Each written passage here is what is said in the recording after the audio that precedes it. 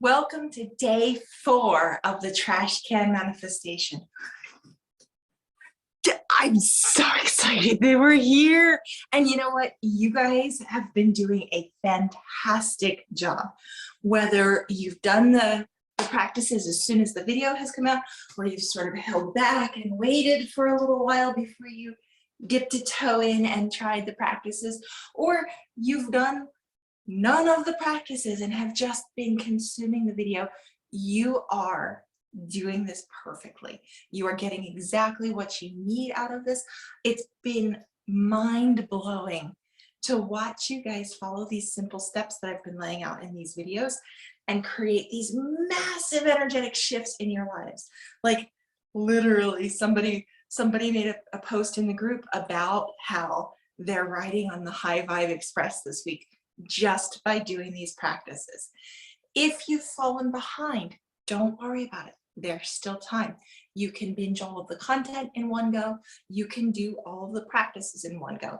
If I'm going to do this story arc of practices in a single day, I'll usually give myself like 2 to 3 hours to kind of do it all and feel it all, and it's really lovely. Any way you do these practices works. Any way that you show up for the trash can manifestation is going to bring you the energetic shift that's perfect for you in this moment. And all of these practices, they are toys and tricks and games. They're training wheels. I'm giving you little tasks to go and do so that your brain understands how to make that shift, that energetic shift, into manifesting. You can manifest without the toys, you can manifest without the training wheels, without the practices. You can meditate your way there. You can just feel the internal alignment and get yourself there. The training wheels, all of these practices are there to help you understand how to make those little energetic adjustments, right? They're there to help you. If it's not feeling right, skip it. But honestly, everybody who's tried these practices so far have been like, this is amazing. I can't believe how good I feel doing this. So if you need time to get caught up, go ahead and do that today. Remember, on Monday, we practiced trash can magic. On Tuesday, we practiced shave and release. On Wednesday, we practiced polish and appreciate. So the trash can magic on Monday got the energy in our home moving, the energy around us moving, and got us to be a cooperative component in the movement of the energy and the removal of the negative energy from our space, and also a little bit from ourselves. Tuesday's practice, or day 2's practice, was shave and release, where we took the idea of removing the negative energy, removing the roadblocks, taking away the things that are holding us back, taking away the resistance. We brought that internally and did a cleansing shower, like super quick, fit it in with your normal life. You know, and in the video, I gave you lots of tips of how you can like expand it to a larger practice. But I also predominantly gave you here's a way to fit this practice in your normal shower so that you can turn your normal shower from like zen and peaceful or like rushed and perfunctory to a high level, high vibe practice that doesn't take any additional time out of your day. Day 3, we talked about pivoting into the energy of appreciation. We talked about a little bit about the difference between gratitude and appreciation, and I explained to you why I prefer gratitude. And then I gave you the practice of polishing one of your belongings to charge it up, bring up the energy, but also get in the practice of appreciating. Remember, appreciating is just describing the things that you like about a thing, describing your memories associated with a thing, describing how you feel about a thing. Any of those practices are going to help you get immediately to the clean energy of appreciation and stay away from this sort of landmined existence of gratitude. Now, if gratitude's your best bud and like you have a gratitude practice, awesome, rock on with it. But if you ever enter gratitude with the you know, I'm grateful for all these things, but I don't have all these things, but I'm grateful for these things, but I don't have these things. Or you enter gratitude from an energy of like listing a litany of things that you got past. I'm so grateful we're beyond that. I'm so grateful that that's over now. Like, whew. All right, that's some messy energy right there. Rather than start an argument with yourself and try and force yourself to get to a good place with gratitude, leave it alone. Just let it go sit in the corner and play, and come play with the energy of appreciation. So the story so far, we released negative energy, we released old stories, we shifted into that fine, delicious energy and easy energy of appreciation. And today is the day where we're going to reap the benefits of all of that energetic work that we've done. And we are literally going to ask the universe for whatever we want. You can do this practice in 5 minutes. If you're going to do this practice in 5 minutes, I really recommend pen and paper, but like cell phone note app will work. Voice text, if you want to send yourself a Marco Polo of you speaking your words. Any way that you do this practice, doing it is better than not doing it. If you're going to do the quick, I got to fit it in 5 minutes, just write a laundry list of things that you want. I want a new Xbox, a VHS player, cookies made by my husband, a charcuterie board, a new pillow, like whatever. I'm just pulling a list out of the air of like things. And you can tell that I've been watching documentaries about the 80s, and the fact that I just said a VHS player is something that I wanted. Anyway, whatever comes to your mind, bang it out in a list real quick.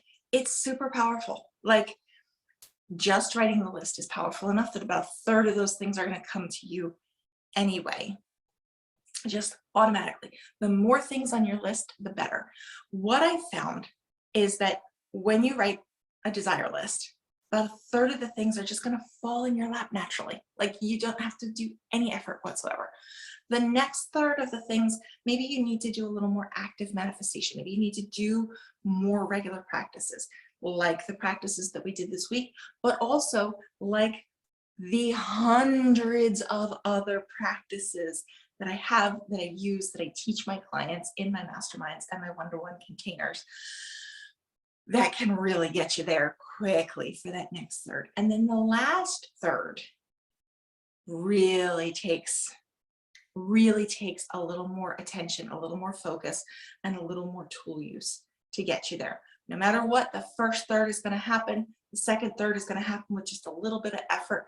And the third segment of your list is going to take some practice, take some tools, take some focus, but you can totally manifest absolutely anything on your list, absolutely everything on your list.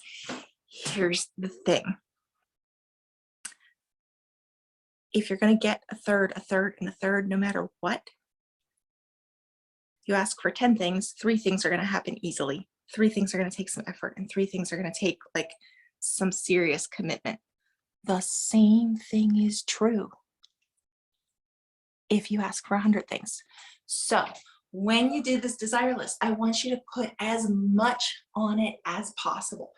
Bang it out. No thing is too small. No thing is too big. It's a super powerful practice to just ask for literally everything that you want, because it's all going to show up. It really is. It's that simple. Now, doing the desire list. If you would like to really take your time with this practice, you can.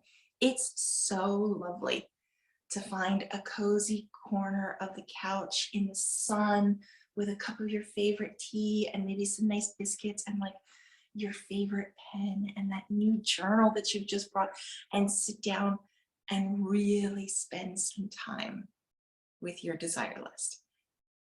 That's awesome. I love that practice.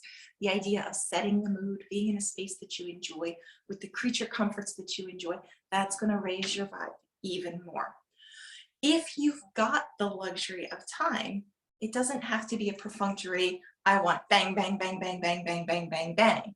You can take your time. You can do all of the language things that you've heard other people talk about. Language is interesting. English is, and I assume other languages as well, but English is a really, really nuanced language. We tend to think that, you know, synonyms are sort of completely interchangeable, but they're not. And the syntax of grammar, while there are multiple ways to say the same thing, to ask the same thing, every little shift in the language has just a slightly different flavor to it. And so when you play with words in the process of digging deep or sending a message out to the universe, asking for what it is that you want, every shift in language is going to reflect a slight shift in energy, a slight shift in nuance, a slight shift in meaning. And every time that you ask for a thing, you're asking as a slightly different version of you, because every day your lived experience changes you as a person. None of us are the same person that we were yesterday. And tomorrow, none of us will be the same person that we are right now. So if yesterday we asked for a red tricycle with a honking clown horn and red streamers on the handles, it's a different ask than if today we ask for the exact same tricycle with a honking clown horn and red streamers on the handles. And if we ask again tomorrow, we're going to be asking from still a different place, because the difference between yesterday and today and tomorrow is the accumulation of our lived experience in these times. So there's no such thing as doing too many desire lists. If you've got the time to really soak in this practice, you can transition from just writing a to-do list of like what things you want, and you can transition to the practice of describing the things that you want. You can describe and appreciate the things that you want. You can talk about them in present tense, but if that feels like, I have a Land Rover, and if your brain goes, I don't have a Land Rover, I have an old Jeep. Whoa, whoa, whoa, back off from that practice. That language is activating you the same way that that gratitude practice that I talked about yesterday is activating to you.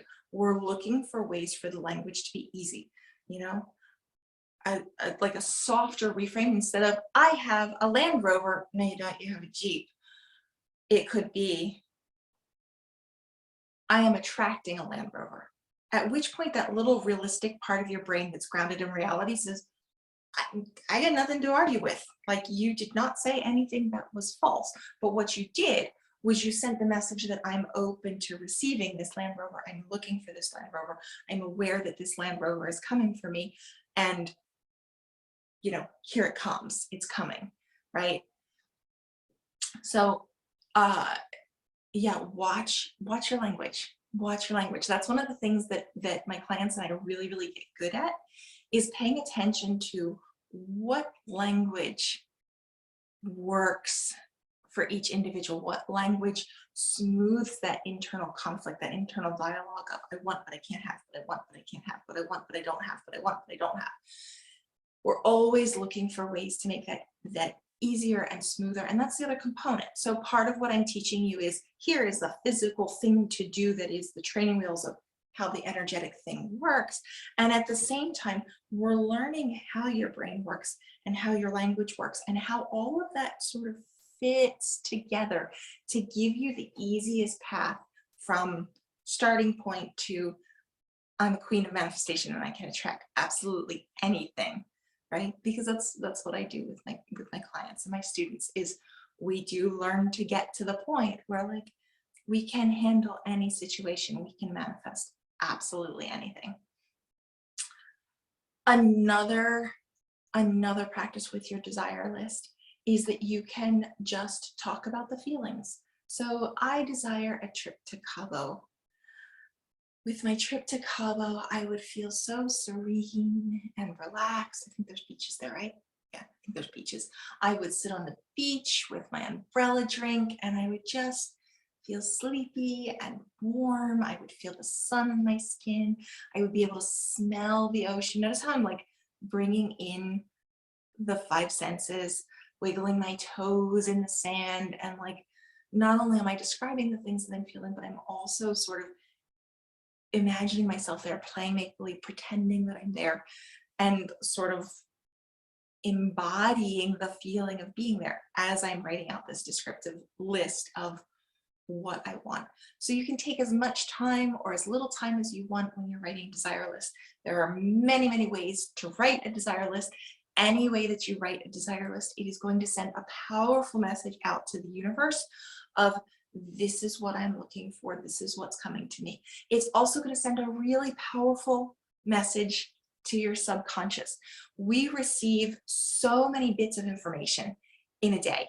We can't process it all. Our subconscious has the job of sifting and sorting through the bits of information, finding what's important and going, hey, conscious brain, here's the thing you were looking for.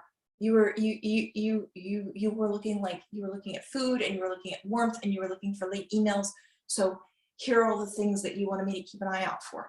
When you write a desire list, you're literally reprogramming that subconscious to say, hey, these things that I want are also important, so that when a $20 bill shows up on the sidewalk, your brain is like, hey, you were asking for money. It's right here. Go pick it up. It's right here. Here it is, right? Whereas if you have not told your subconscious and the universe at large that you're looking for money, maybe the universe has noticed that you're looking for money and has put that $20 bill in your path, but your brain is like, that's not important to me. What's important to me right now is all those emails and the things that I have to do in my shopping list and my groceries and all the wrapping and the presents and the birthday party that's coming, right? You don't even like see the $20 on the ground because your subconscious is not alert to the fact that you're looking for money. So desire lists are juicy, they're fun. If you want to really, really like amp it up, put on some swooshy mood music in the background that's like the vibration frequency, whatever, just do a YouTube search. Any of that's going to work. Give yourself a timer if you're on a crunch timeline. If you have like all of the time in the world, give yourself the luxury of just soaking into the practice, enjoying the practice. You can't fuck this up. Any way you do this, it's going to be perfect. Any way you do this, it's going to be powerful. Now, tomorrow is our final day of the 5-day challenge. It's our wrap up. It's our time for a live call. If you have not already signed up for the challenge, to get the link in your email, it's going to be on Zoom. So like your face and my face together, we're going to talk about this stuff. We're going to talk about anything that you have questions about. We'll sort of digest all of your experiences of this week. I'm also going to open the floor for a Q&A. There's a special announcement that goes along with that. It's so exciting. I'm so excited for tomorrow. And I will also be riffing on things that come up. So you're going to want to catch tomorrow's event wrap-up call live. If you can't catch it live, there will be a replay so that you can watch it in your own good time, because these practices work anytime, anyway. You've got this. You can manifest anything. I am so proud of you all. I'm so proud of you. I'm so proud of the way that you're showing up. I'm so proud of the way that you are doing the practices that allow you to shift and modulate your energy into alignment. I am so proud of you for choosing this path, choosing to learn this skill that will support you, support your life, support your dreams, your desires, and ultimately your happiness. I adore you. Keep manifesting. You've got this.